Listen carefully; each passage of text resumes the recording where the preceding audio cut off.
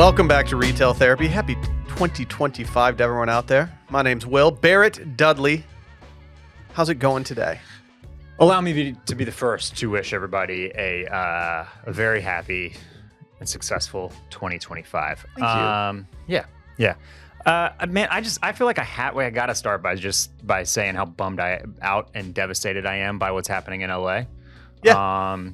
God, I know I'm quite positive that we've got listeners out there. We've got designer friends of the pod, Matt and Pat. They both working out there on their brands. I mean, we each have friends there. Watching everything that's happened has just been, nothing short of heartbreaking. It's like it's stuff I cannot even fathom. I cannot imagine just like walking out and like your entire neighborhood is burned to the ground. It's really, really something. So, man, my thoughts and my love and my hope is all out there in Southern California, because that's rough. Very well said, Barrett. Yeah, I echo everything Barrett said. It's been not fun to watch. No. I feel for everyone out there dealing with it. Just knowing people who don't live in LA who have had fire devastation before, I just know how miserable that process can be and how life altering it is. Yeah. And so I hope that anyone that's affected by it is finding some positives in life and clinging to those for a bit. Yeah, we'll do our best to, start the year off with a little bit of levity here on Retail Therapy. Though, I think we got a big one today. Probably a big one, Barrett. Yeah, probably a big one. Probably my favorite episode of the year. I like our other in-out episodes, but for some reason, the start of the year one really feels like it sets the tone for us for the year. Right, yeah. I've been searching far and wide for the past 3 weeks, saving things, just trying to think of anything. And I feel okay about my list. I don't know how great I feel. We'll see. Yeah, I thought we had really good lists in the fall of 2024, but I gotta say that I think engagement slipped a little bit. You know what I mean? So I had to go back to the drawing board a little bit, and I had to think about not being scared to inflame the people. You know what I mean? Because a lot of people they see the list on Soch only. And they don't listen to the context. And if there's not stuff on that list that makes people angry without hearing the context, then I think I've failed a little bit. Martinis and oysters, baby. Do you know what I mean? Right? Yeah. Yep. Yeah. So there's some stuff on here that I expect. I'm not trying to like engagement hack or anything like that. I'm not trying to rage bait, but I just said get controversial, Barry. Right. If something I felt I didn't pull any punches if I wanted to make a controversial take. Before we get to our list, I will say that I had an idea on Wednesday night, long after it was already over, and I wish that we would have seen this through. I wish I would have texted you Sunday night before the cold front came in and said, take a photo of every outfit you wear this week. I regret not doing that because I felt a lot of pressure every day that I walk into my closet and try to figure out what to put on, because it's like, Will, you have a stretch of weather that is offering up any cold weather clothes that you could ever desire. That is absolutely true. It is very rare to get a full week like this. And I will say, I put that shit on 5 days in a row. I think I only bricked one, which was yesterday. Thank goodness. What indicated the brickage? And I've got some thoughts that we'll come back to. But if you want to know about my bricked fit, the fit that I thought was bricked, I did my burnt orange kind of boucle wool Todd Snyder chore coat. Okay. And I liked the top. I did like a corduroy, like a kind of a cocoa charcoal brown corduroy Howler Brothers shirt under that. Okay. With a white thermal underneath that. And then on the pants, I was struggling for pants to complement this. I probably should have just kept it classic with like a pair of jeans, but I'm not in love with any of my blue jeans at the moment. Okay. That's new for me in my 2025. first thought was, did he go jeans? Yeah. And so I went with like a kind of like a double knee. It's like 2020 Ame. And thank you, Randy. And I think they're like a little too bright. So I think I was doing like a colored bottom with a colored top. Okay. And then what really biffed it is I did like brown suede boots that are a cool boot. But you know how Derek Guy hates it when politicians do blue suit with like the tan shoe? Mm-hmm. It gave that a little bit. Okay. So the combination of the little bit too brown shoe with a little bit too blue pant, and then doing like a color and a color, is just a little too much. And halfway through the day, I just looked down on myself and I said, you bricked it. You should have gone home at lunch and just completely changed. I've done that before where it's just like, I'm not feeling it today. I don't know if you ever do this, but I did when I did get home eventually. I went straight to the closet and I was like, I think different shoes would have fixed this. And I tried it. I put the different boots on. And I was like, yeah, this would have been better. But I like to come home, grade, correct, fit redemption, correct, and proceed. So I know, not to make the same mistake next time. But well, yeah. I'm sorry you went through that. Yeah, that's okay. Hard. That's really hard. Look, that's what this is all about, right? I can't. Who among us is going 5 for 5 out here? I didn't. Right? I didn't. Unfortunately. But what I wanted to say was like when it's been. I'm not going to say it's like northern cold this week, but it's been legitimately cold. The mornings start in the 30s and it doesn't really break 50 throughout the day. I've been more cold in this weather here than I was the entire time it was snowing in Michigan when I was there over Thanksgiving. It's a different feeling here. It's a different vibe. And what I wanted to say is like you forget in as much as I love cold weather and getting to throw fits and layer up, clothes are heavy, man. Boots are heavy. Yeah. Like there's like a weird exhaustion when you get home at the end of the day, just from having that shit on, dude. Do you know what I mean? The trials and tribulations of putting that shit on. I'm like, God, these hiking boots. I get home at 6. I'm like, these so heavy. I know, kicking them off feels like you just your feet shrunk by 2 sizes. My shoulders hurt from the weight of down and wool and you need better trap workouts and knitwear. I gotta do more shoulder work, man. Got to get them boulder shoulders. It's been hard.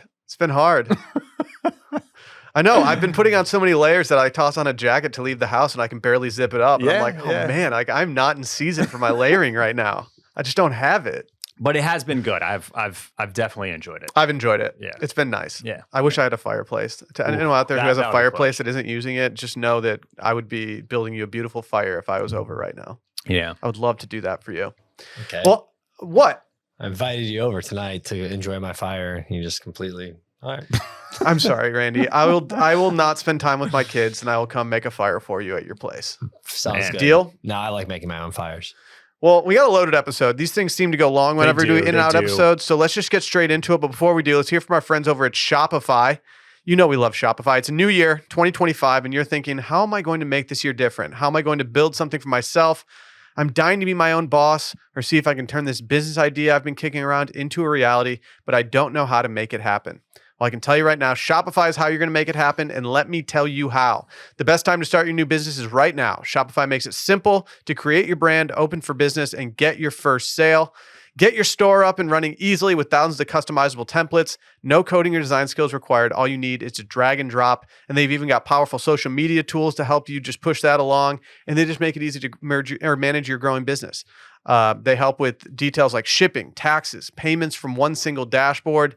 And it allows you all just to focus on the important stuff like growing your business. If you bought a zine from us, if you purchased any apparel from us in the past, you know that's coming through a Shopify website. That's how much we ride with Shopify. With Shopify, your first sale is closer than you think.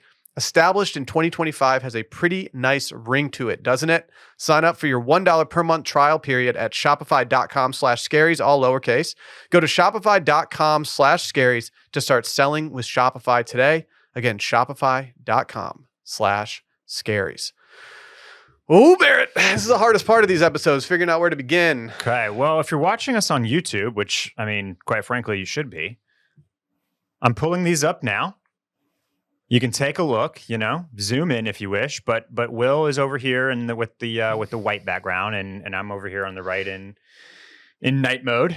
And my glasses. Here, let me expand these up. Let me blow these up a little bit. There we go. That's a little better. There we go.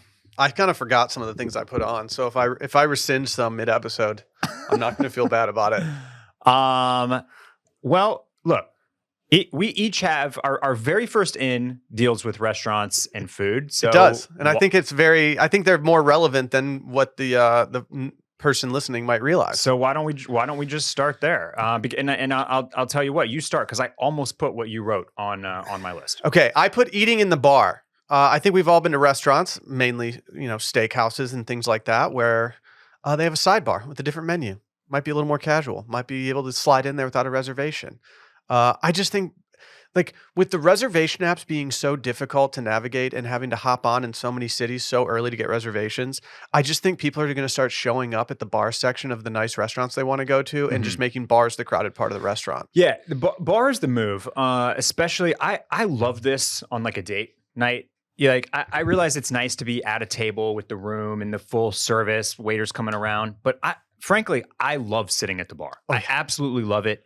I like that you get kind of like this you get the bartender as kind of like a new friend in a way, and your choice on how much you want to interact with him or her, right? Yeah.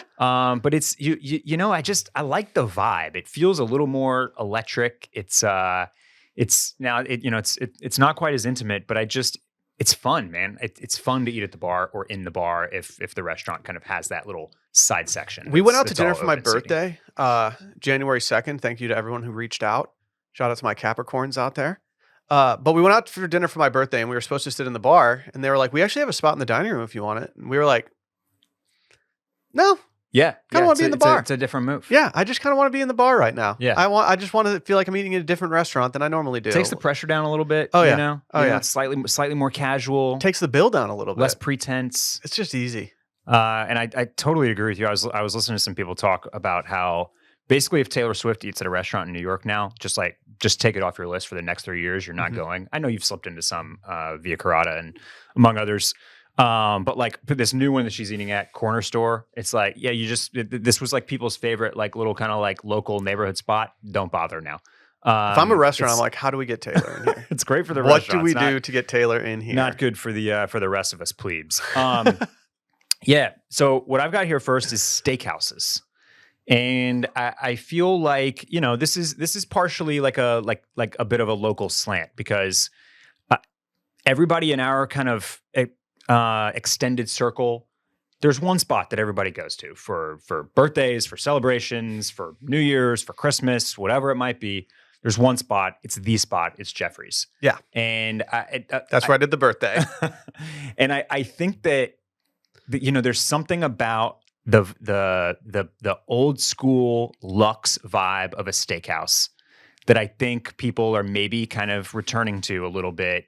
And it's because it's a little bit the antithesis of the kind of bright white, natural light plants, farm to table, small plate thing that has frankly become a little bit too saturated. Yeah. You know, it's a return to kind of like, well, what were restaurants good at in the first place? White tablecloth, service, you know, a nice steak, if you wish, and I just there's something that's nice about that kind of that comfort of just being taken care of at a steakhouse. I feel like the celebrity of Carbone ushered in a time period of Italian restaurants being at the forefront, and I feel like that's kind of died down a little bit, and now steakhouses are just coming in like, yeah, let's go, I'm ready. I mean, put me in, coach. And I was thinking about this, and it's like, if somebody wanted to do like a group dinner at like Eddie V's or even Ruth's Chris, I'm in, dude. Sounds great.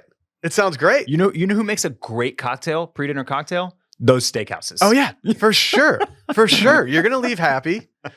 I mean, I have on here my number 9 is kind of attached to this a little bit.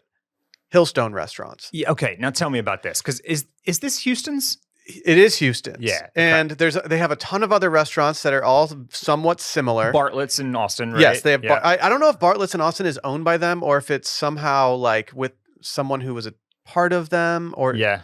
But it's like not your super luxe steakhouse, but when you're there and you're eating, it feels like you're in one of the nicest restaurants in town. And they have good food. It's not cheap necessarily. No. But it's a step below what you would pay at like the nicest steakhouses in town. Yeah. It's alluring in that way. Honestly, I would say even a step below what you would pay at some of these kind of fancy schmancy, trendy small plate spots too. But right? the people who know them love them. Like, what do you think your bill is going to be higher at June's than it is at Bartlett's? Probably. Yeah. Probably. I mean, unless you you're can just get into going trouble. Absolutely. Like, unless you're just ordering 3 martinis. Yeah. Yeah. You know? But like, it's just like the service is really good. The things that they do well are all done very well. And it's like, I don't know. I just think that like it's an approachable spot to go, or they're approachable spots to go to that aren't going to make it feel like you have to get like as nice as possible for it. It's just a little more casual in the steakhouse and like that area of restaurant. And I just think that the cult of people who like Hillstone restaurants so much, I think that is going to permeate and it's just going to grow. So what's going on with that? Because in the last 6 months, I have heard more people talk about Houston's than ever in my entire life. It's because the people that like it start like, they're like, oh, this is kind of like a hidden treasure. And then they just start going and going. And then people are like, wait, hold on. What is this?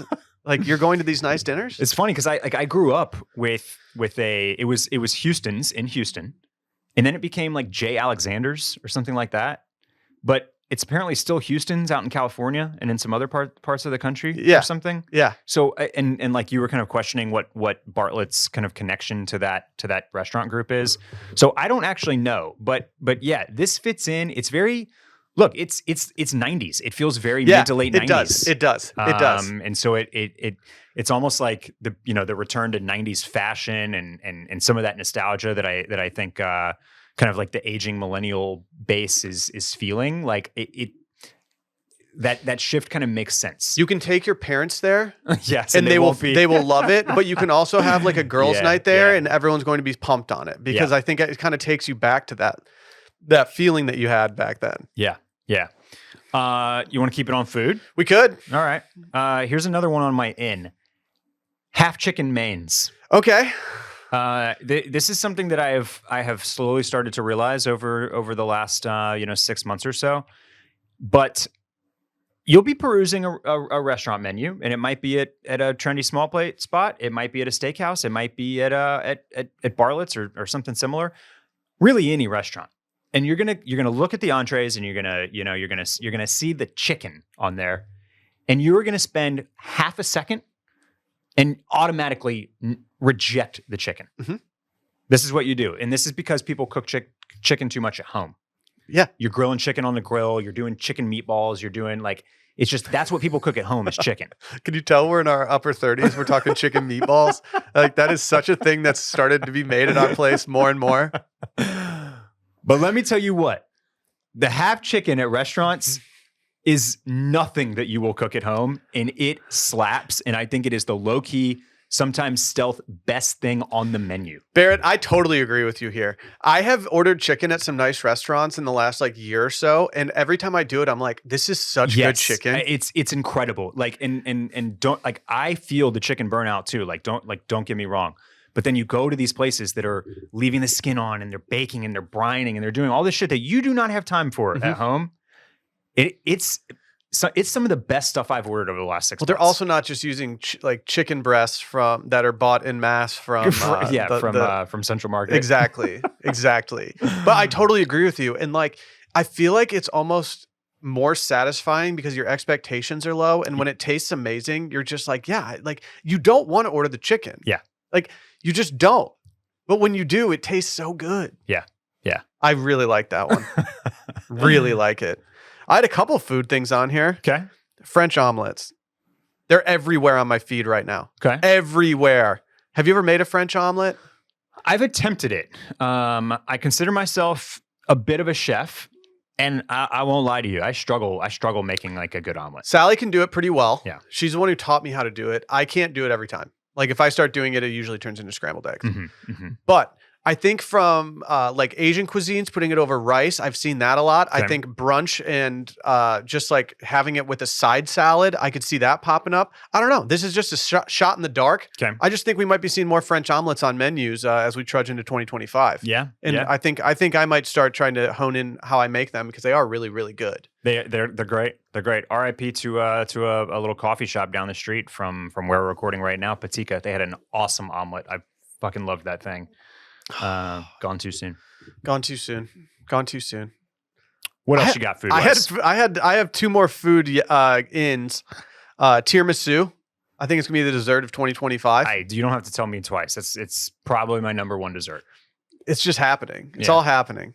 I also had caviar on here, which I know is kind of stock these days, but it also complements an out that I had, which is Instagramming your caviar just because you bought caviar one time. So this is not talking about it, but being about it. Correct. Right. Correct. Yeah. I actually, because caviar has been so in lately, I have had more lately than I usually have in my life.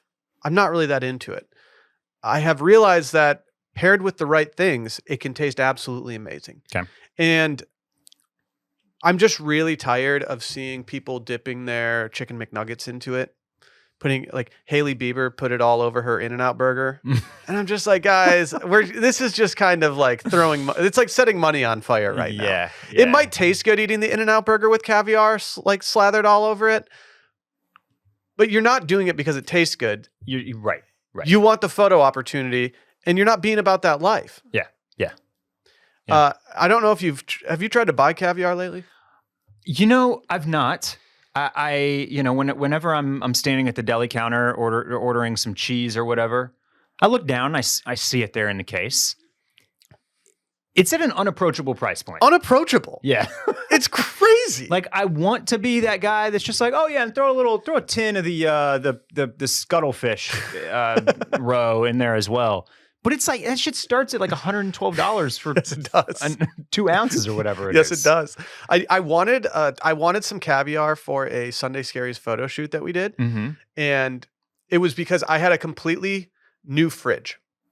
And I thought this would be great for a photo op or a video of just like a bottle of champagne and a thing of caviar in the fridge. It's so clean that like there's never going to be a time that I can film this. And so I was like, I have to go get some. And I got there and I was like, are you kidding me? I'm paying $130 for like not the small tin, but just like the bigger, like the slightly bigger one that'll look better. And I just couldn't believe how much I was spending. So I took the photo op, I ate the caviar, and then I cleaned out the tin, and now it is on hand for future photo shoots in case a caviar tin is required. Okay. I just was like, no, I can't. I'm never buying this again. Well, that's a good segue to an out that I have that relates to social media behavior as well. I'm going to pull back on geotagging in 2025. Jared, I was so close to putting this on my outs. I was so close to putting just straight up geotagging. There is a look. This is partially like the reservation thing. It's partially the you're doing it for the flex. But like, let's leave a little mystery to the things that we're kind of like bragging about on social media, right? Like, let's stop blowing up our favorite spots. And I know that but the restaurants probably don't want to hear this, but let's leave a little mystery to it. If somebody DMs you and says, "Yo, where is that?" Tell them. I'm not trying to gatekeep. But like, I just think that we need to stop with the constant, this is where I am. This is where I am. This is where I am. There's one of my favorite influencers right now.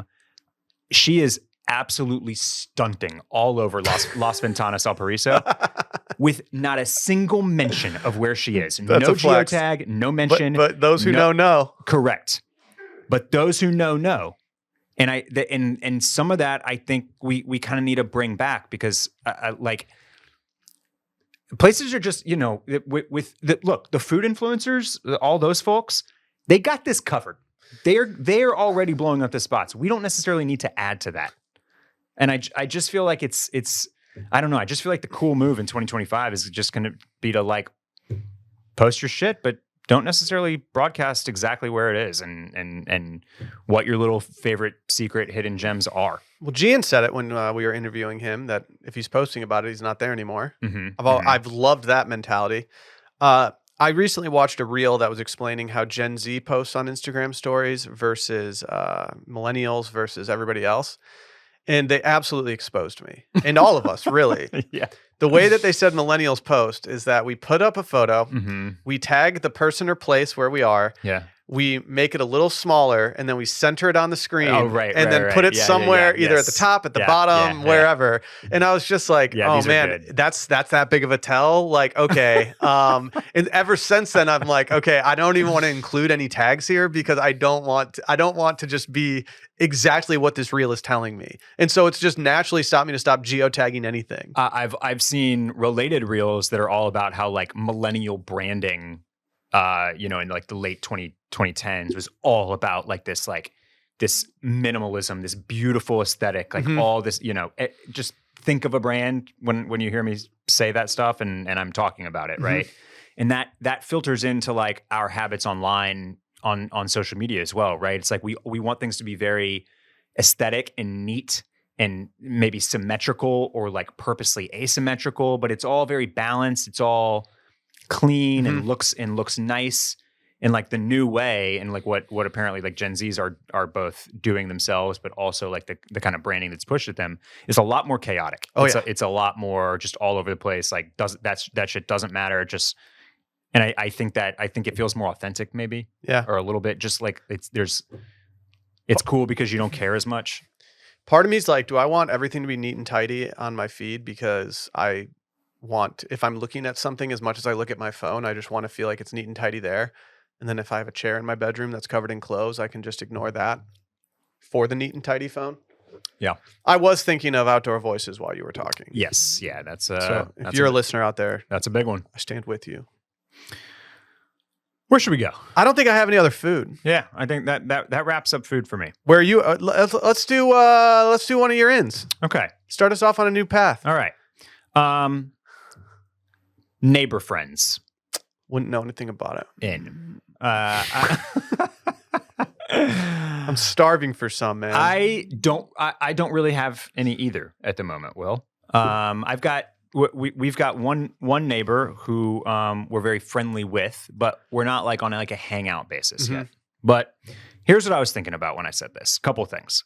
We were talking about, a few months ago about how our age group doesn't seem to be having like things like dinner parties or even really like house get-togethers as much as our parents were. Yeah. And we were also talking about like the death of like the neighborly like popover, right? And then I also have like a group of a group of friends that are all super friendly because they all live on the same block, and like they captured lightning in a bottle with this, right? Because they're all kindred spirits, all around the same age, all have very similar interests, but they're constantly hanging out. And the reason that they can do that is because they live 15 seconds away from each other. Yeah. Yeah, I'm very jealous of the people that I know who live in neighborhoods where they have friends in the neighborhoods, and it's like, oh yeah, we'll ride our bike over. Yeah, and I started thinking about my parents who have like a very active social life with all of these parties and dinner parties and all that. They're neighbor friends. They all live in the same neighborhood. And I go back to thinking about my parents, and I know we came from totally different places. You came from Houston, Texas, one of those densely populated places. Came from a small town in Michigan, but it was like, no, I think the mentality for my parents was like, oh, it's a small town. There's nothing more than a 5-minute drive to someone's house. Yeah. On the friend groups that they had. So like everybody was kind of that neighbor. And I just think it's gone away so much. I mean, I have some in-laws that live near us, but it doesn't feel like neighbor friends. It just feels like having family that lives near us, and they'll pop over and stuff, and it's great. I mean, we watched the most recent Texas game over there for a little bit, and being able to have a few beers and just walk home it's a great little perk. That's huge. I even thinking about the it's nice knowing you're not far away from home while you're doing something too. It's like, oh, I can just shoot back over. It opens up all of these opportunities to actually connect and bond and hang. I thought about like the article they all wrote about like Dave never hosting garage beers or whatever, right? Well, that's because it's a 15-minute drive for any one of us to get to Dave's house, right? And same in between any of us, basically. Yeah. It's not like it's a long drive, but it is a leg. It's a leg of the. Yes, you have to consider the time to drive there, the time to get back. You got to consider what to do with the kids or the dogs or the or whatever. You have to consider like how much you have to drink, like all these things. I feel like what a lot of us need, and maybe what America needs, is just more like people just getting close with their neighbors again. Yeah. Yeah. I was so bummed that my neighbor helped me carry a keg in. And I said, please come over and have some. And he was like, I might. And I was like, man, like I want to be friends with my 65-year-old neighbor. Yeah, I want you to come over and just be like, hey, what's going on? Hey, what's going on with these people over here? Like, I just want that discussion. But there's a house for sale on my street, and it's I went to the open house the other day just to check it out, to see it. If young people move in there, I'm befriending their asses. Yeah. You better believe it. Yeah. I'm not losing another opopportunity. Yeah. And now I feel like it's been so long for me with my current neighbors that I can't become friends with them because right. It's too late. Why do we ignore each other for 12 months? It's just terrible. Get out there, make friends with your neighbors. What else you got?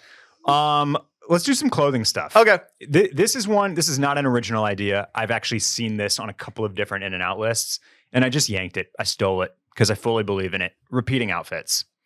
Let's all repeat outfits in 2025. Sign me up. I repeat outfits all the time. I think this is helpful to be more conscious of your consumption. It can take the stress off of picking something to wear. If you put that shit on and you're like, this slaps, wear it again. Yeah. Do that same outfit again. I do it all the time, Barrett. I want to be one of those people that takes a photo of their good outfits and saves it into their notes. On their notes app, sure. I can't figure out how to make it small. Okay. That is what is stopping me. It's just way too large of cutouts, and I don't know how people are making it smaller. If you're listening out there, how do you make it smaller? Because I do think it's a really good idea. I think it's also a good way of archiving like what you've worn. Right. And being able to go back, you're like, oh, I'm going to this restaurant tonight, has this vibe. I can go back. Oh yeah, I forgot I had these shoes. I'm going to go do this. Yeah. There's not that much that I forget about, but there are definitely things in my closet that I like that I haven't worn since last winter that I want to do again. And it's like, I just don't have it. But I think just having that archive would make me repeat outfits more, and I would shop less. Yeah. But yeah, just this falls in line with like the shopping your own closet thing. But yeah, I just think we kind of need to lose the idea that every single time you go out to do a new event, party, dinner, whatever, you need a completely full new amazing look. Like if you had something great, wear it again, man. I don't even care if you're going with the same people. So what you're saying is loved it, do it again. Like if someone out there has like a partner who has like Zara boxes showing up at the house all the time for like just like dinners, like you're saying that they shouldn't do that. They should repeat. Maybe they should. I'm not saying it to anybody in particular at all. Right. That's not my style. I have a dumb clothing one. Just rolling up that sweater. Okay. It's just, like every sweater has like, you get a sweater and the sleeve is either perfect or a little long. Yeah. And then you have to face, okay, is it too long? Is it going to be too short if I roll the sweater up? If I roll the sweater up once, am I going to have to roll it for the rest of my life? Right. Yes, I'm just seeing messy. I'm just seeing messy sweater rolls happening. Rolls, yeah. Okay. This is mainly the messy ones. Just kind of haphazard, but it's like a messy haircut. It's like, oh no, his hair's messy, but it's messy because it has product in it, and he curated that each hair in front of the mirror. I just think having like some rolls, it could be on the pants, it could be anywhere. People could be doing this with socks. I don't care. It's kind of a wear your clothes thing, because like they're meant to be worn. Because one of the reasons why I sometimes hesitate to do it is because is kind of what you mentioned. Like you don't want to ruin the sleeve cuff. But hey, if you need to roll it, just roll it, and then just go with it, live with it. I just think people are styling. Just style it a little bit. Yeah. If you don't want to fully custo something, just style it a little bit. Just now, roll it up. Does this connect directly to your number 6 in Dawson's Creek era style? It could. Do you want to hear my thought process on this? Yes. I have Dawson's Creek era style, and mainly I'm just saying, just Google Dawson's Creek and then just dress like them. Okay. So I think like being too preppy, too old Ivy, too whatever you want to call it. I think that like we're in a moment where people are liking that, but I worry that it's going to get, the prep side of things is going to get sour very quickly.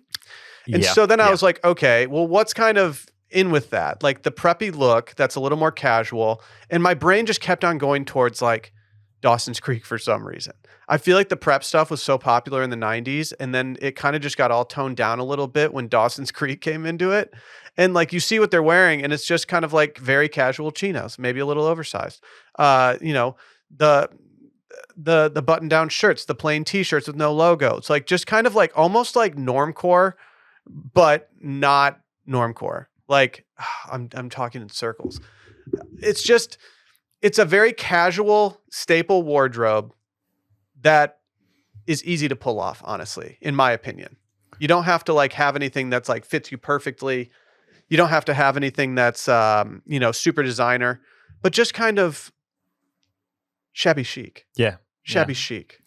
So let's see. Dawson's Creek season 1 released in 1998. I would have actually guessed earlier. I would have too. I would have too. But it ran from 98 to 2003. The reason I looked this up is because when you say Dawson's Creek, and this is still going to fit, this is still going to work. What I think of is the clothing brand, maybe the first clothing brand that ever kind of like put me onto style, and that was Structure. Okay. Do you remember Structure? It sounds familiar. They're not around anymore? They are not. It was owned by Limited Brands, and it was spun off into its and so it was like part of like the Express Group. I remember Structure. And it was spun off into its own brand in 1989. And then it ran until 2001 when it was like reintegrated into Express and became Express Men. Okay. But the style fully changed when it became Express Men in 2001. So those and honestly, the peak of Structure was that like mid to late 90s. I never would have thought of Structure until I just Googled it. But it's like I guarantee you they were shopping at Structure for Dawson's Creek outfits. They did a whole ass J. Crew catalog with the Dawson's Creek characters at one point. Yeah. Like I mean, it was very that J. Crew kind of like when J. Crew was like in its heyday, like looked forward to getting the catalogs. Like the coolest thing you could have on. I just think it's a step away from like the super preppy Ivy, but it's still in that same vein. It's still in the same, yes. It's almost coastal grandma-y, depending on how you look at it. Yeah, like it's like that direction. I just see next summer just being much more like not so on the nose coastal grandma. Yeah. Okay. I'm gonna jump to some other clothing stuff here. Okay. This is kind of going into like maybe like a trend prediction of sorts. But I because this is not necessarily in right this second, but I think that military influenced looks and garments are making their way back for sure for 2025. We've been in such a workwear heavy era, and before that, it was kind of like super gorpy and outdoor. And it's like it's always only a matter of time before military kind of like is back in and back kind of like influencing everything. But I'm starting to see on the very cutting edge. I'm seeing a lot of combat boots coming back. I also think bombers, like a ribbed collar bomber, but probably more oversized this time around, a little bit puffier. I was just looking at some today. A little bit boxier. I think that's coming back. And then as tops start to lengthen and get away from a crop, which they inevitably will, I expect to start seeing stuff like M65 field coats coming back.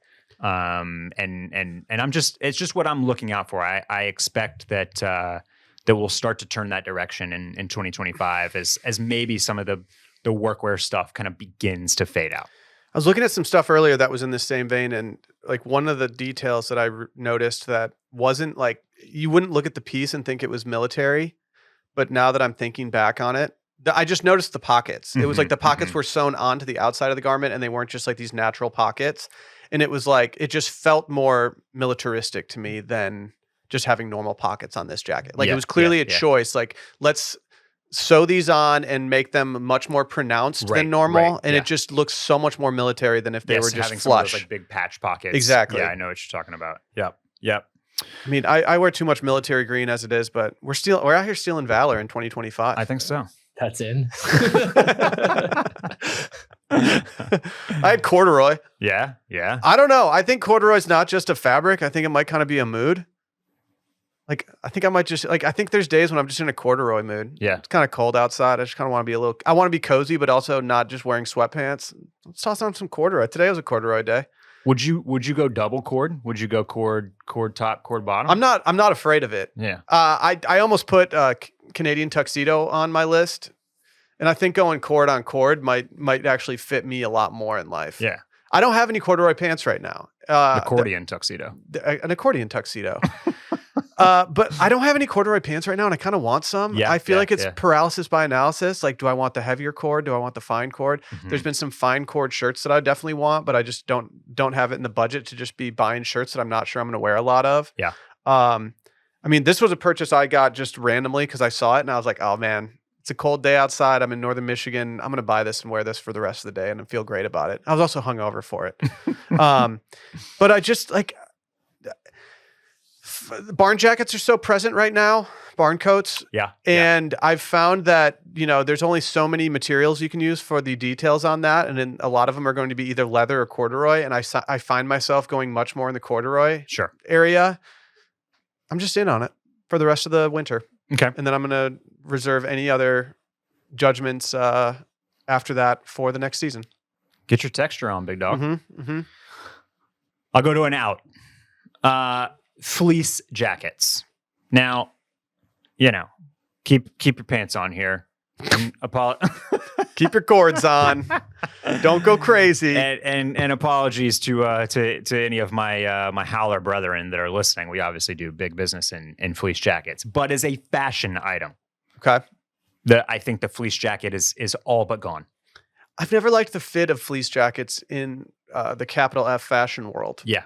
They're very baggy and not practical. Yeah.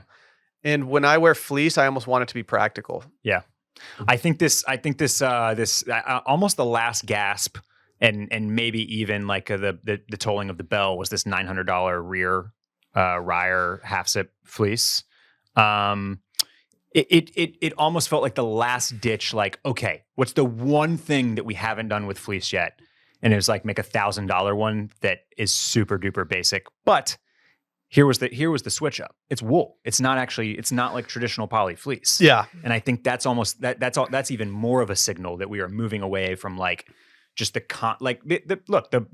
Capital fleece and the Reese Cooper and like all these the Ame is like Stussy with huge. The Stussy, tons and tons and tons of zip up high pile fleece. And I think that I think that has basically run its course. This is a gut feeling as I'm kind of perusing through my closet. It's just not what I want right now. I have not bought a fleece in years. Yeah. Like, haven't even thought about it. I almost think a vintage fleece is cooler than just like a normal, like, fleece these days. I mean, there's obviously days where a cozy fleece is definitely it. It's super nice to have a go-to, grocery store run, Sunday type of vibe. But but specifically, I'm gonna keep coming back to this, but when you're putting that shit on, it is not what I'm reaching for at that moment. Mm-hmm. Mm-hmm.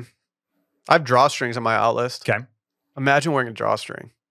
It could not be me. Now, is this, are we talking specifically drawstrings, or are we kind of, are we throwing some shade at e-waste? I'm not ready to throw shade at e-waste. I think that brands might be more likely this year to do something else other than a drawstring. Okay. Like a buckle. Got it. Like the old 90s belt kind of style thing. I have trouble wearing things that aren't swimsuits with a drawstring. Okay. All right. It's like gym shorts. Yeah. Where I know it's a drawstring. But when I'm wearing something out that is not meant to be casual, mm-hmm. I really have a hard time wearing a drawstring. What if it's an internal drawstring? I think I'm much more okay with that. Okay. I think the look of the drawstring is the external drawstring on. Yeah. Okay. I bought a pair of nice shorts that are drawstring from Ame Leon Dor. In 2025, I'm only doing it one time per episode. The first time it is. Okay, that's fine. That was that's right fine. there. Anytime with the gong or the I get ding, it. Yeah. And I wanted to wear them to numerous restaurants while we were over there because it was really warm over there. And every time I put them on, I was like, I feel like I shouldn't be wearing drawstring to a nice restaurant. Yeah. I feel like I'm underdressed just by only the drawstring alone. Right. If it was a pair of e-waste shorts that had nothing there and they just fit me well, I wouldn't feel as weird, but like seeing the drawstring come out from under my shirt, I was like, I just don't feel put together enough. Okay. I feel like I'm going for a beach day. And so like, I don't think it's out as much as I am into other options here. Like I am into, if I saw a pair of shorts that had like the buckle, like the kind of belt buckle thing, I'd think that was much cooler than just like an e-waste. And that would be something that would cause me to buy them more than anything. Yeah. Yeah. Got another out for you, Will. Okay. I hate to do this, but it's finally time. Crochet. I'm good with this. What, Randy? Randy's got issue. This is the first one I've seen a physical reaction from Randy. There is something else on his out list too that I'll save until he gets to that one too, because it goes to my opinion on both of these. Okay. So I agree with let you. go. It's unfortunate, but it's the reality that we're in. Here's the thing. I'm not going to stop wearing my little lacy numbers, my little crochet shirts. They still look good in the summer. But when I popped on to Abercrombie just to see, just a couple of days ago, to see what was popping off on their new releases and whatever, there are like 45 new crochet shirts. It's absurd. And that is when you know that something has like, we are way past max capacity. Mm-hmm. Like this is, now you're just going to put every single dude in the mall in one of these. It's not special anymore. It's not unique. And here's the problem. I don't know what the new wave is. I don't know Yeah. what to switch up to switch it up for. But we've done it now. I felt the exhaustion last year. Last summer I felt it. Like I wasn't excited to wear the stuff that I had bought the year before that was in the crochet realm. Right. I didn't not wear them, but I was like, I don't know. Like even last year there were so many, for lack of a better word, dupes on Abercrombie of other very hyped up styles that I was just like, oh yeah, this is like, oh yeah, it's kind of over. I can't feel like I'm flossing anymore because everyone else is going to have the same thing.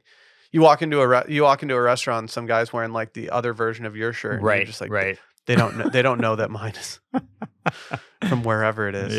Yeah. So, yeah. So it's a sad day that I got to put that on there, but it's okay. Yeah. It's okay. I think my last one was half zips and matching sets for ins for clothing. This is an in. We've talked matching sets numerous times. Right.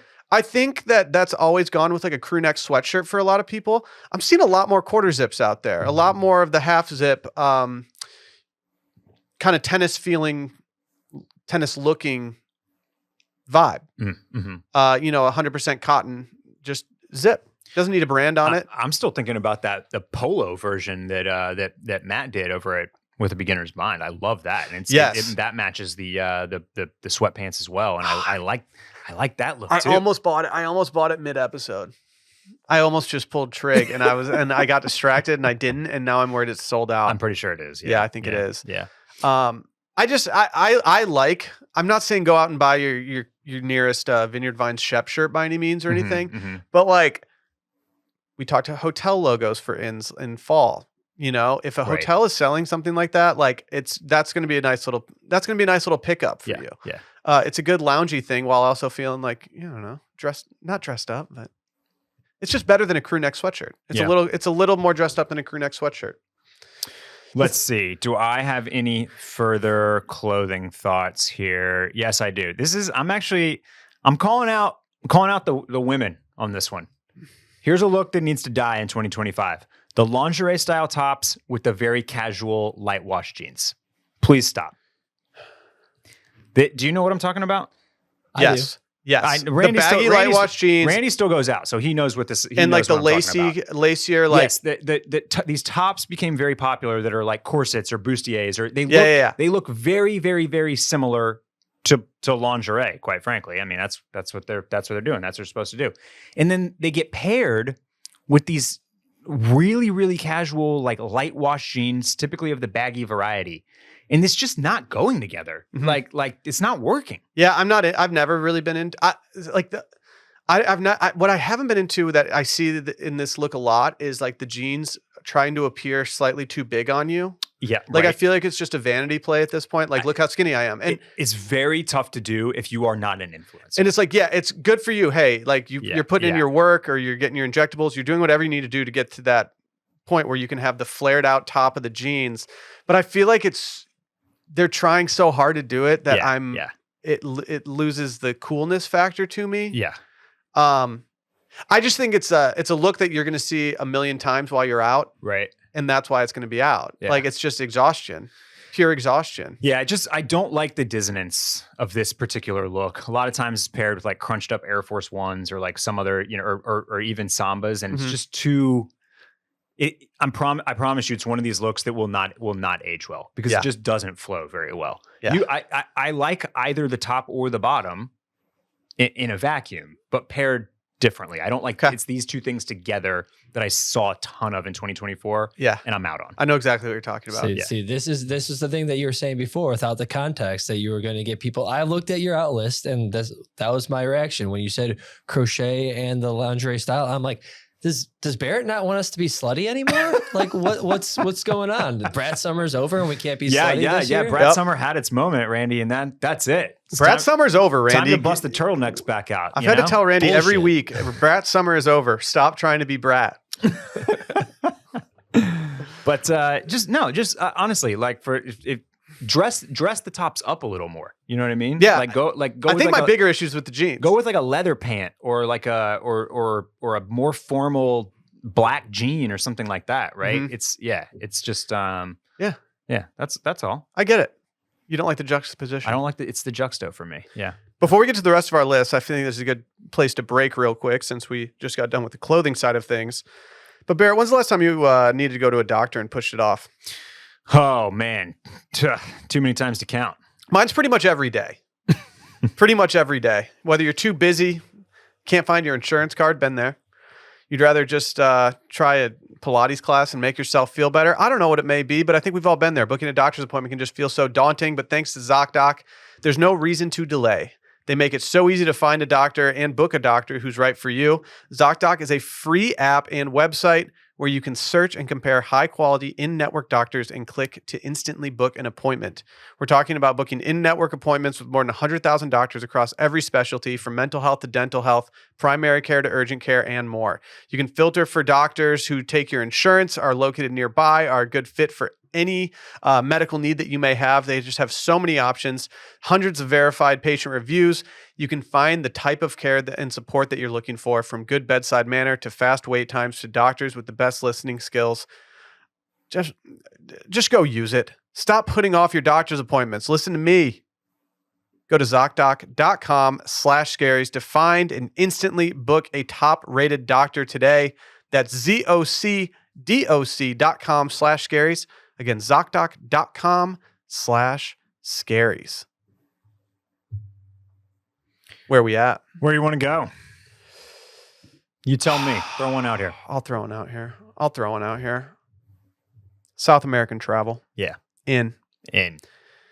You and I both went to Europe last year. We did. Europe has been the go-to for Americans to be traveling to for a very, very long time.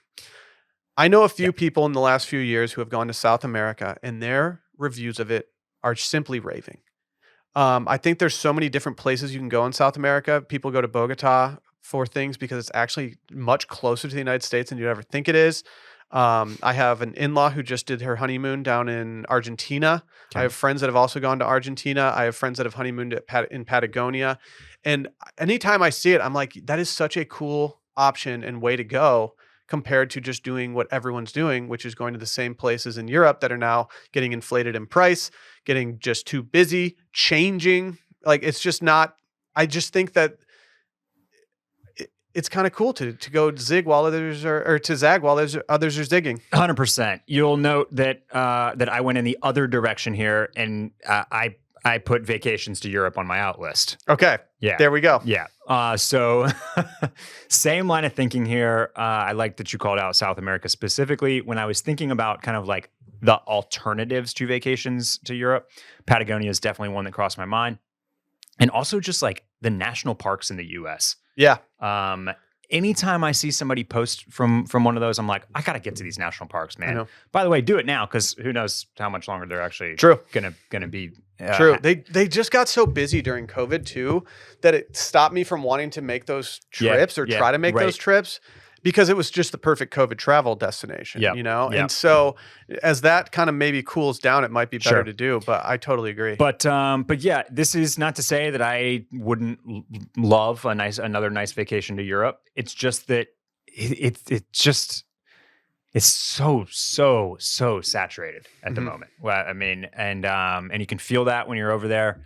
And just to make it even more retail coded, it's no longer like impressive or new or novel when I see people over there. No.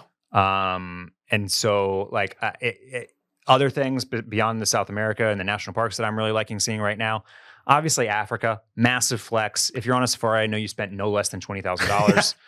We know how much you're paying to rough it.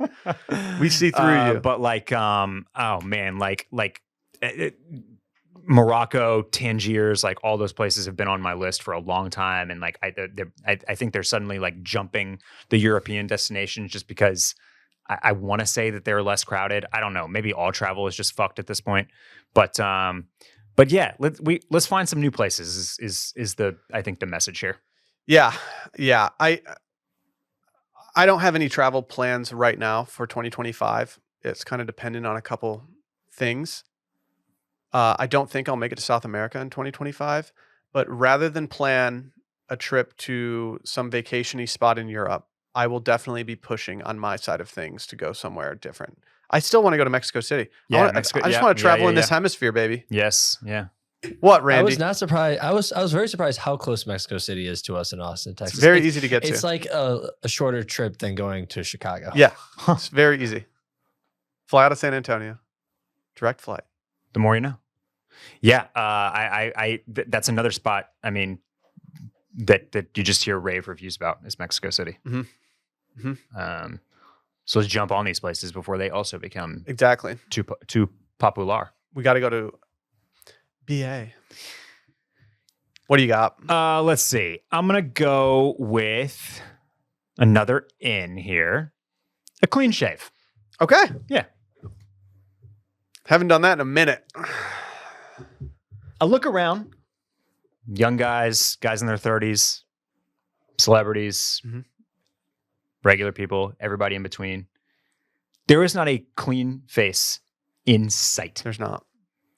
There is not a clean shave in sight. Mustaches are more. I can't go 2 feet without bumping into one. Dylan, who I for a long time thought was like a clean shave king, he's just like full beard guy now. Oh yeah. Dave's never letting the mustache go anytime soon. Offices are just letting people do whatever they want these days, so you don't see as many people just going clean. I feel like, in the name of zigging while others are zagging, the clean shave is one way to do it in 2025. You just literally do not see this anymore. This is how I feel. This is how I feel about, like, we've gotten too casual. The standard is gone. I'm not saying we need to go back to, like, wearing a tie to work every day, but like, yeah, no one ever clean shaves for like an event or anything. It's like, oh, I need the right amount of stubble for it. Correct. I shaved 2 days ago so I can have the proper stubble for the event today. Like that's how much of a thing it is. And so it's like, that's how I feel about wearing a tie to a wedding at this point. So many people are not, and it's become so casual that they're not. That now I'm like, no, I'm going to wear a tie just to be the outlier here. And I think it's the same when it comes to having a 5 o'clock shadow. I don't know. I'm getting a lot of pressure to do a clean shave on my beard right now. Really? Yeah. Now, see, I Sally wants me to do a clean shave to make sure. She just wants to see me shave for the first time in like 5 years. Yeah. She's doing it under the guise of doing a skin check. Make sure the skin's all healthy. And I'm like, trust me. When I get my skin checks, they look through the beard. Like I trust my doctor. They know how to do this. Trust the science. Yeah. Yeah. You are like I don't even really like think of you almost because like when I talk about this because you just have a beard. It's almost like I've had the like same like beard for years now. Yeah, it's just I told Sally, I was like, it's who I am when I look in the mirror. Yeah, like it would just be too jarring now. I also have to deal with the kids side of things where I can't just shave and show up. They're gonna think some rando's there. They will freak out. Yep. And so like I'm gonna have to do it in front of them, which won't work. I don't want my kids to hate me for 24 hours because of how I look. Doesn't feel good. Here's another thing I'm out on, Will. It's the trend cycle. Okay. Here's what got me thinking about this. Obviously, there has to be one trend that got you hot on this. Yeah. And first, and after I put this on, I screenshot an Instagram from today from Business to Fashion with the headline, "The Decline and Fall of the Viral Micro Trend." And just to read the byline here, fast spreading and disappearing online micro trends or cores have driven fashion conversation for young shoppers over the past few years. Now the churn has started to slow. But the micro trends and the cores and the aesthetics are actually not what got me thinking about this. What got me thinking about this is people's insistence online that skinny jeans and pants are coming back.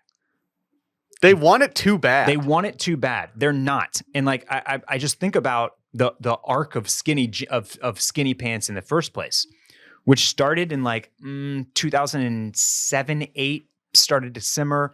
Pants started slimming down. By 2013, 14, that's when Eddie Slimane at Saint Laurent was like the hottest name in fashion. All the jeans were skin tight. John Elliott did the Cast 2 around 2015.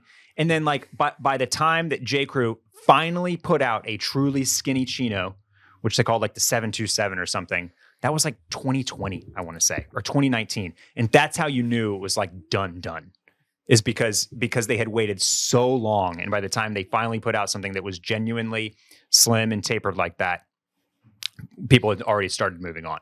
But that cycle took like 12 years. And I feel like we're not even at peak baggy pant yet. No. No, and we're not, because like it's not ingrained in the That's correct. in the non-fashion follower head yet. That is exactly right. Like yes. I still have people who I'm friends with. Any regular guy out there is still wearing very slim pants. Exactly. Yes. Exactly. And like I'm wearing a pair of pants right now that are probably considered to be straight leg. And I will wear these, and I have had comments being like, I don't know how you wear pants that baggy. And I'm like, these are just straight leg pants. Like you're wearing skinny jeans. So that's the difference. I don't know how you're wearing. I mean, I don't say that. I don't really judge, because if you're not trying to achieve some look, then like, just go with what's in the store and go with what you know. Yeah. But it, it all kind of comes back to that need to churn and that need to be online and to be ahead. And so we're like, let it move at the pace that it wants to move. Like skinny jeans, it's not time yet, fellow brethren. Let us be comfortable for a little while longer before we start pushing this narrative. It's just not right. It's not sustainable. It's not sustainable. I saw a TikTok the other day that I really enjoyed that is kind of in the same vein. And I'll read the tweet that I saw the TikTok from. The TikTok is from user Kendra Morris, Morous. And the tweet said there was a fashion creator who posted on TikTok that, quote, now you can tell by someone's outfit how much screen time they have. And this is a really good summary of why. And she explains. And she essentially says her friends who sit on their phones all the time just wear the same things from the same stores, same trends. They all look the same when they go out. It's the people in the photo of all the girls wearing the jeans and the black shirt. Right. Like it's all that. And she said the people that actually have good style in her life are the people who aren't on their phones, who have hobbies, who have such ingrained hobbies in their life that they are dressing like the hobby, like the experts would dress, and not just putting on a chore coat to make it look like you have a workshop. Like it's things like that. And I started to think about it, and I was like, yeah, the best dressed people I know are the people who know about fashion, but that's not their main hobby. Right. Like they have something else in their life that takes over. And like, I just think bucking the trend or the trend cycle, in order to do that, you almost have to like, log off and figure something out. Yeah. Yeah. How much do you have left? I can go through. I have a bunch of outs left still. Let's see. Let's talk about some of your outs. Why are you still saying situationship? Who are you? Like, I know I'm old and married and stuff, but like, I just think this word needs to go.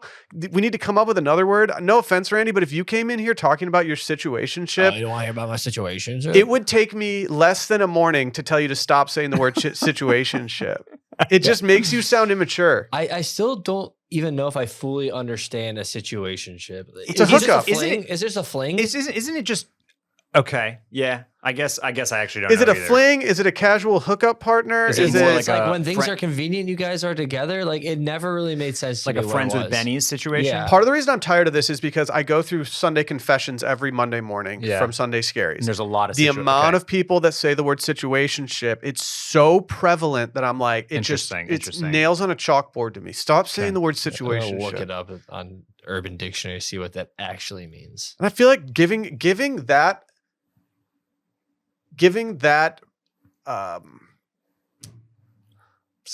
part of your life, that term, I don't like that it puts you in the middle ground of being single or committed. Okay. Yeah. Just figure it out. Okay, yeah. If you're single, you're single. Go see other people. This one has 3,600 upvotes on, so I think this is the proper one. Let's just chill, have sex, and be confused on the fact that we are not together but have official emotions for each other.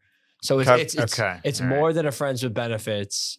You're not hard posting them, but ever. But it's not a. They're not even making a story. So the first thing that I was going to say when we started talking about this is that I feel like a situationship is basically like the new code word for we're talking. Yeah, it's like you're in the talking stage, kind of. Yeah, but it might also not actually be leading. But I feel like they last longer. Okay. I feel like they're lasting longer than like the talking stages that we had. Maybe so. Yeah. That could just be a vibe that I'm not totally understanding. Yeah, because I wouldn't consider it dating, because if they're dating, there's like at least some type of this might move on to a thing, but we're just feeling each other out right now. Sure. Where like situationship is like, yeah, we have feelings for each other, we're hooking up, but like I don't know if she's the one. Pretty much, I think is what this is. Who knows? I don't know. Kids these days. All right. Can I take aim at some celeb stuff for a moment? You can. Yeah. Yeah. Okay. I've got one in and a few outs. I'll start with the outs. this is a selfish out, but will the celebrities please stop starting podcasts? Just stop. You're taking. You are eating up all of the ad dollars, and it is unfair to the little people down here, who need who need those ad dollars for their side gigs and or their real gigs, as small media companies. But what are you doing? Stop this. We out here doing episodes when we don't have ads on them. You know what I mean? Like that is we are still going to do it. Their heart's not in it. They just know it's another revenue stream that can let them have a little buffer between getting another good role and the role that they had that they're not going to talk about. Good. That's the other problem. There are very few celebrity podcasts that I've ever listened to, and like I really don't listen to that many podcasts these days anyway. But the celebrity ones that I've listened to that are good are very few. I mean, it's like Dax Shepard. Right. And I don't even listen to his. I just know that it's a good podcast. Yeah. So I mean, if you become a celebrity from your podcast, good for you. Yes. Great for you. 100%. Glad You're you guys probably a made good it. podcaster. And to that end, you mentioned Dax Shepard. The early adopters to the celebrity podcast game are usually the better ones. I've listened to some Smart Lists, which I think is very entertaining. And those guys are good and fun. But like, yeah, they just, random who's a what's it. It's just like, You can say it. The Kelsey brothers and that clan. No, you can say it. They've been doing podcasting since before. I mean, he gets the pre-Taylor Swift dating nod of doing the podcast. They were doing it for the love of the game in a way. But it's just, I guess it's gotten to be too much. Please leave some for the rest of us out here. I also think the celebs got to see the listens and be like, wait, that's how many people actually care about me? Like, oh, that's a bummer. Yeah, unless they're just all automatically getting like 100,000 listens an episode or whatever. I don't think they are. Yeah, I don't think they are. It's tough to know. But yeah, that one, and then I also have out Hollywood Veneers. I've been finishing up on Nobody Wants This. Kristen Bell, maybe the best wardrobe ever put on TV. Unbelievable styling. Okay, I need to dip back in. Sick clothes. I hated the show, but the veneers, they're just a little too perfect, and that's because everybody is getting them and everybody's going to the same doctors and like asking for the same looks. Now, so that's why I call this Hollywood Veneers, because don't get me wrong, your boy wants veneers, but you gotta make them look a little more natural, where they like fit your mouth and they're not so perfect and they don't all, you know what I mean? Mm-hmm. Like you want that. You don't want somebody to be able to say you have veneers. Yeah. You want somebody to say, "Man, your teeth are almost like you have really nice teeth. You have really nice teeth." And maybe think you could have veneers, but not just flat out no. I still think that like having the ridiculous veneers is kind of a flex.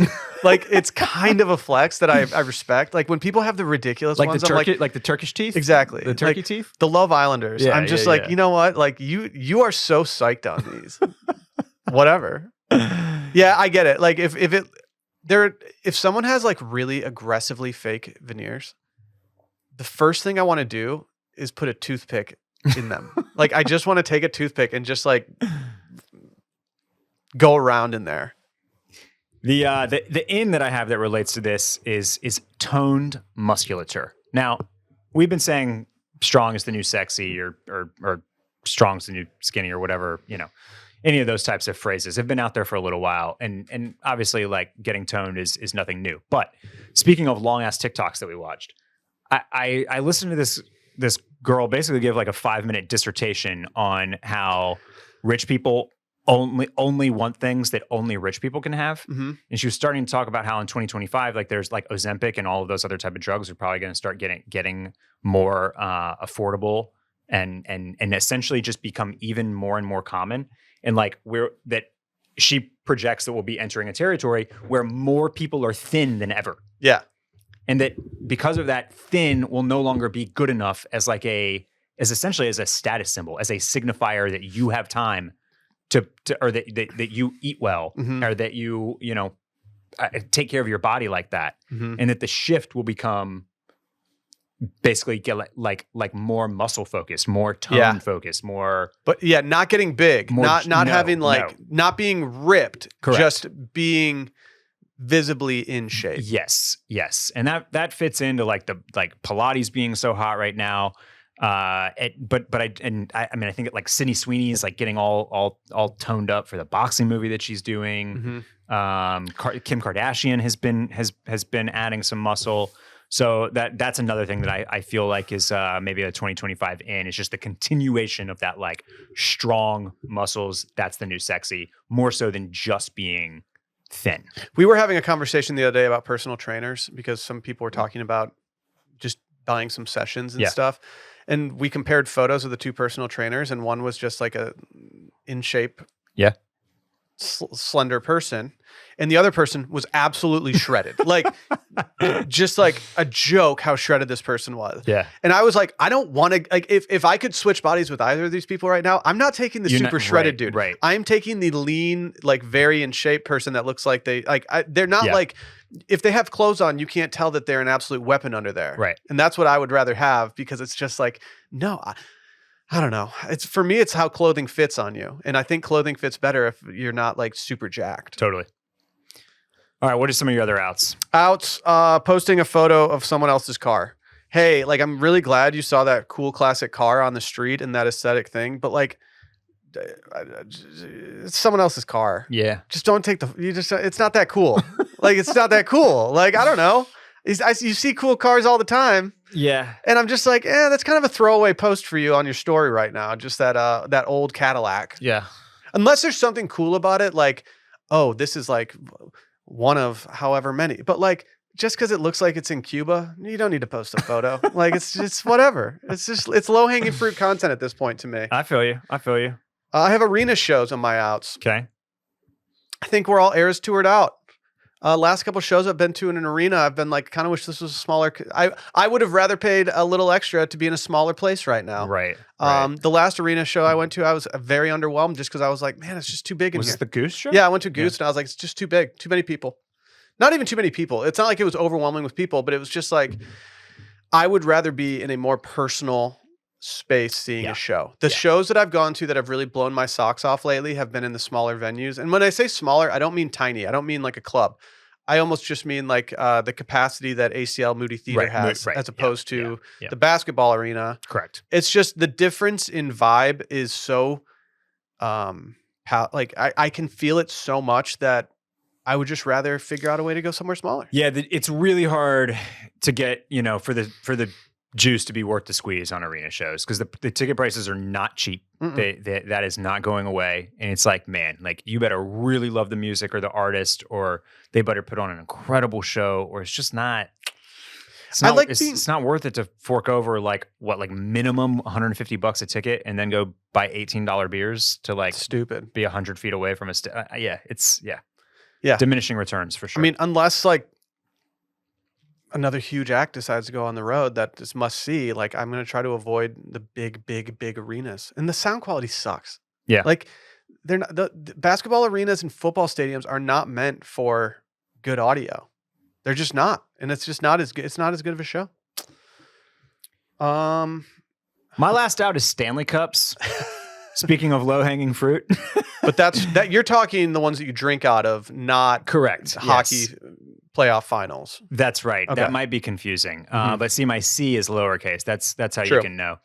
I don't know if anybody thinks these are in. There's just so many other options out there now, right? I'm seeing a lot of Swell. Obviously, Yeti is a go-to here in Austin. Fellow is now making really nice drinkware.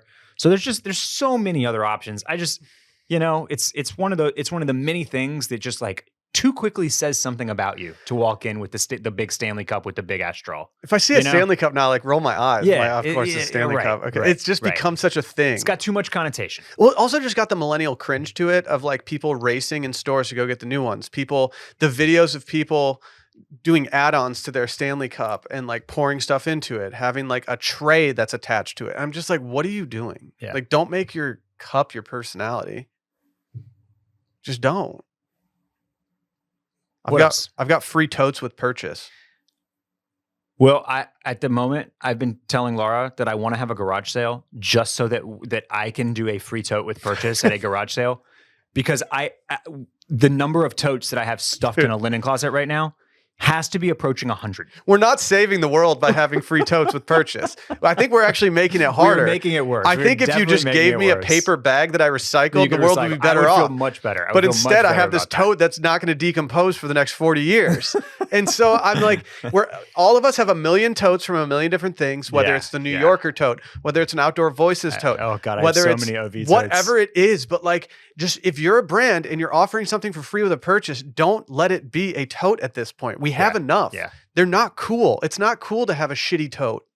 It doesn't feel good. I don't like if you have enough to get you to a grocery store and you don't have to get any bags at the grocery store, that's enough totes. You have enough. Yeah. I hate it. Yeah. Speaking of things that we can do to save the world, Will, apparently composting is one of the only things that this is according to Woody Harrelson. I've not done my full amount of research, but I was talking about the LA wildfires, and apparently there's a documentary that Woody Harrelson did that basically boils down to we all need to compost. We got to return the organic material to the earth. And then I did a quick Google, and you know, it looks like there are studies that are attempting to confirm this, all that type of stuff. As soon as composting was introduced in my neighborhood, I'm a big composter. So not to gas myself up here, but this is something I've been doing for several years now. But I think we got to compost. I think everybody needs to compost. This needs to become a bigger thing, because the more you hear about single stream recycling and basically how most of it ends up in the trash anyway, recycling might be a scam, y'all. It might just be a full on scam. I can't talk about it, dude. And I can't talk about it. So we gotta switch to something that is quite honestly much easier to achieve, which is composting. Yeah. So that's one of my last ends. I've got one more that we'll get to in a minute here, but you know, if you've got it in your neighborhood, you should be doing it. It's easy. It's very easy. Get a little bin, you put it in the freezer. Big recycling puts too much of the onus on the common man. Yeah. Big recycling needs to put the onus on these corporations and large businesses and things like that. Yeah. Like, I'm doing all I can. I'm grinding out here. I'm breaking down boxes like crazy. Same. I mean, I'm doing all I can, and it just doesn't seem like I'm making a difference. Yeah. I don't know what to do at this point. Well, start composting. That's what you do. Isn't it like, didn't like carbon footprint like come from BP? Didn't they like create it? Probably. I have to look that up. Oh yeah, I'm not gonna make you. I'm not going to make any carbon offsetting that brands do, like when they like ship stuff to you. That's pretty much a bunch of bullshit too. Yeah, Uber. This one's more eco-friendly. Yeah, right. Get this flight. It means they're like spending an extra $1 to buy like carbon. They buy something that is supposed to like remove the carbon, but it's really just like it's a voucher. It's a bunch of bullshit. Yeah. We're watching big recycling. Yeah. We're watching. Well, I think you have one more out. Let's knock that one out. I have two more outs. Okay. Oh, okay. Neither of which are very sexy ones, though. They're things that we've talked about numerous times on this very podcast. I have checking a bag. Yeah. I just think you and I have proven that we can make this work. We have. Unless you are bringing a golf bag or you have, you know, things outside of the normal circumstances. If you're going on vacation for anywhere between 3 and 6 days, I implore you to simply just carry on. Just make it easy, carry on, do your thing. Yeah. It's just I saw the light after this Europe trip, man. I really did. It makes you feel better about everything. You don't have to spend anymore. You don't have to worry about 50 pounds. You're more efficient going through everywhere. I think it makes, if I know that somebody is carrying on in a situation that's like when you normally wouldn't, I think to myself, that person's pretty savvy. Yeah. That person's an experienced traveler. Yeah. They must travel. They must have a wanderlust about them. Just start checking your bags. Oh yes, stop checking your bags. Final one is tapped over. I see it now. Food martinis. Yeah.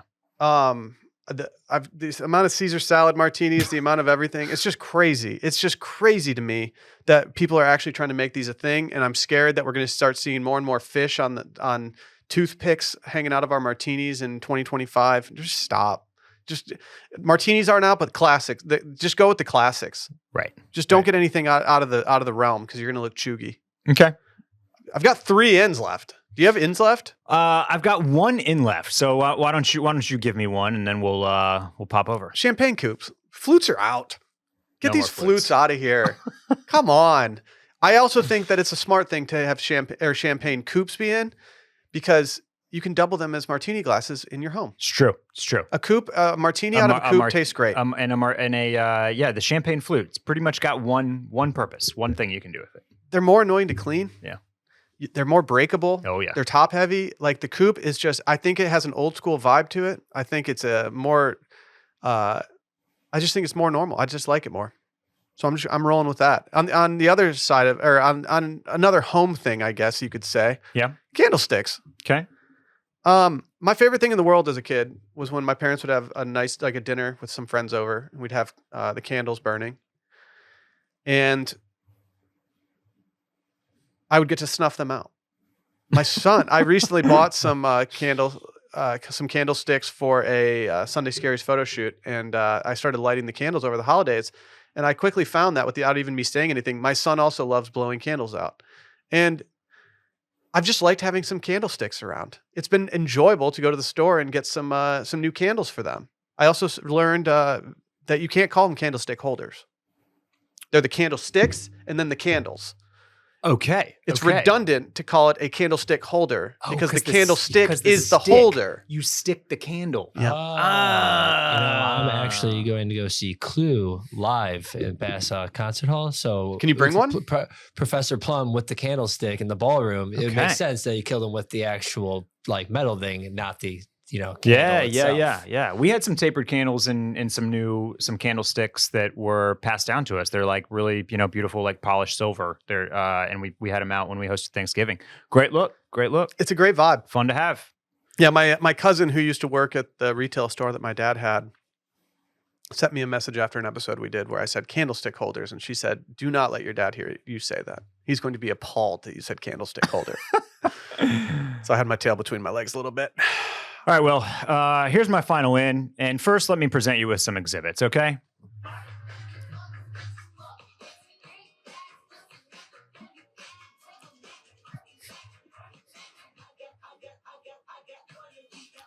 What we're watching here is what could be described as a boiler room set in a club with a really nice little mashed up song there. Okay, how about this, Will? How about this? Let me show you some more stuff. I mean, I like an opera EDM situation.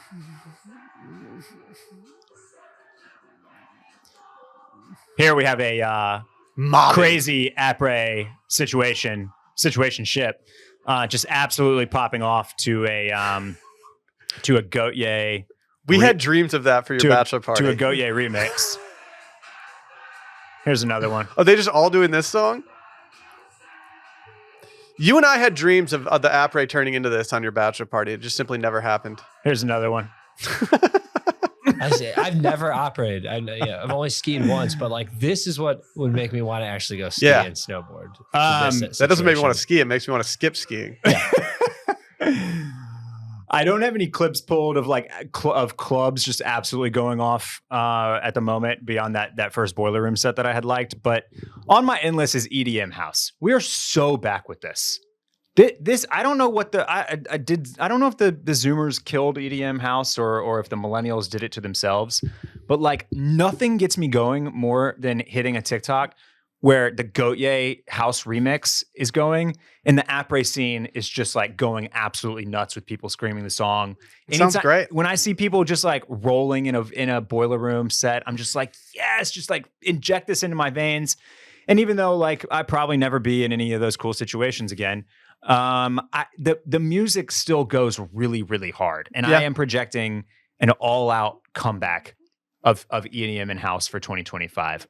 What else are people listening to besides like your jam bands and I guess like the sad boy country and rap? Yeah, and Kendrick. But I don't know, man. Like, the 2024 was like the pop girl summer, and I fucked with all of that. It was all really, really good. But like, I'm ready to like, let's take that Brat Summer that Randy loves so much and like let's turn it up a couple more notches. Let's lean into it a little and bit. Get back to Chainsmokers sets and Dom Dalla just like ripping the pyro at Dom a Dalla's festival. too much. Yeah. He goes too hard. Let's just go with the easy scapegoat here. It was COVID. COVID killed house for a little yeah. bit, and Okay. then now It's we're true. gonna bring it back. Facts. Yeah. But no, seriously, the TikTok knows that nothing gets me going like the après scene, and it just like it is serving it up to me, and I have the biggest FOMO in the world. I get it. I want to be wearing my helmet, drinking the best beer on the planet is like you put in like 3 good hours on the slope, maybe 2, maybe 3, and then you get that first frosty cold beer down at Après. Mm-hmm. And I mean, just bonus points if it's starting to snow and you're outside and you know, and the club music just starts popping. You see your boy walking through the crowd with a tray of Fireball. Yes. Oh, yeah. It's funny. I came across a TikTok of this like DJ guy that remixes songs like based on different genres. And one he did recently was, but as a golden era festival song. And I was like, what is that? And it was like all the EDM from like the like early Avicii, to mid Avicii. 2000s, 2010s. Yeah. Like that's the golden era festival music. Dude, I'm like, levels. what? Avicii. Yes. Yeah. Like, yeah. Yeah, I've heard some, and I've heard a couple new songs that very, very much sound like Avicii songs. That's how I also know that this is coming back, because Hell yeah. he's that sound is undeniable. All for it. I'm all for it. Final ins, Will. Final outs. Final in for me, racquetball. People love pickleball. Yeah. I'm not a big pickler myself, but I respect the game. I respect the craft. I respect the age groups that can get into it. In pickleball, because pickles, you're a huge pickler. Love pickles. But What is this called? It's a racket sport. Yeah. Is that right? Yeah. yeah, it's called racquetball. Right. Okay. But like squash, Yeah. also a racket sport. Have you ever played racquetball indoors? Like, yes. I just think that, okay, my thought process is this. Pickleball took off. Now people are tired of people turning basketball courts and tennis courts into pickleball courts. So people are going to do what they do, and they're going to try to find something new and interesting to get into. Racquetball clubs are like about as old ivy as it gets. So I think like cities, if you told me that there was a 50% spike in membership at a racquetball club in New York City in 2025, I'd be like, yeah, that makes total sense to me. Yeah. Like people want to have easy access to a court. People want to get that sweat in. They want to play something, whatever. Like people wear collared shirts when they play it. Like people dress in all whites when they play it. Like it puts off elitist vibes, but it's not like totally elitist. And I just think that it could replace pickleball in some people's lives. Not everyone's life. I played racquetball a lot in college because it was just at the co-rec, and I would love to get back into it. Does Lifetime have it? I was just about to ask that, Randy. Does the big Lifetime have a racket know. court? It's got to. Have you ever in your life breathed as hard as when you played pickleball? That is the racquetball? Racquetball. That is the one time in my life where I was like, I don't know if I can keep breathing. I'm breathing so hard right now. It is a fun. It gets you working. Yeah, Dave was just asking the other day if like Brett wanted to be a guest one time. I'm gonna have to ask him if they have racquetball. If that's the I'd like case, to know. I want to come be a guest. I'd like to know. Well, how do we do? Do we feel good about our lives right now? I feel pretty good. I feel pretty good. Yeah. I feel pretty good. I could stand by most of the things on my list, which is rare for me. That's always a positive. It's always big. Yeah, it's good. Well, we've kept you guys long enough. Hour and a half, long time. Yeah, you want to skip wish list? Save it. Kick the can Do down you the have road? a wish list item? I have one we can do I real do. quick. I can throw Let's one do it up real quick. All right. All we're doing is delaying the mail-in from recording. That's their problem. Okay. This is just some random stuff. This is a random piece of furniture that I came across. This is by a brand called Thuma. And Will, I want you to picture yourself getting home from one of these 40-degree days, and you take off your nice chunky knitwear and you fold it up, and then just slide it into one of these beautiful, beautiful dresser drawers. It sounds good to me. I have one total dresser drawer in my house. This is, I was on the hunt for, like in my dream bedroom, there's a very long and low dresser with just these big, massive drawers. And this is the most perfect one that I found. It's, of course, wildly expensive because all furniture is stupidly expensive. But yeah, Thuma. This is what is it called? Like the Nest dresser. Yeah, this is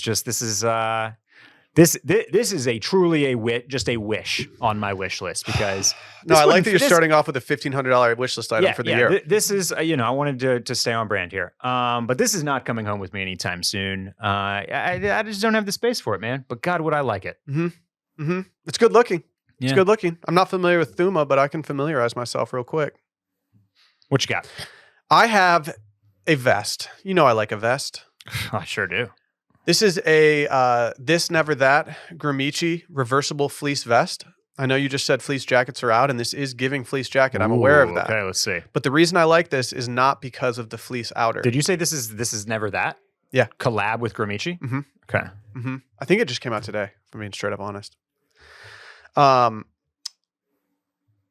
This vest is reversible. I don't have any reversible vests right now. That's 2 vests in one. Gramici has been putting out some kind of dope stuff lately for a brand that none of us have heard much from in the last however long. And this vest looks like every other vest I have, kind of like a dark green without a lot going on. But because it's reversible and having the fleece on the inside, go to the very top. It's the second item. Patterned one? Yep. Okay. But if you scroll down, you can see that it is reversible. And I kind of love the idea of having a fleece interior with this look to it as a vest. I don't think I would ever wear it with the fleece out, but I like the idea of this. Yeah. Yeah. Yeah, I wasn't in tune with this collaboration, but I do agree that Gramici has been putting out some heat. They've got some really they had some cool stuff. Here, I was looking at these pants earlier. If you go back to the main page that you were just on with everything, they have these corduroy pants right here. And they actually, I didn't even know they had the snap. They have like the belt here with the E-waist. Yeah. See, I got to buy these now. Yeah. After all the game I just talked on the last episode between corduroy and. That's a Gramici signature too. Like that's like their classic kind of hiking pant waist enclosure. So. Yep. Yeah. Yeah. It's cool. All right. Well, all right. I guess we'll let the mail-in guys get on in here. A great start to 2025, Will. It was. We'll see you guys next week. Bye-bye.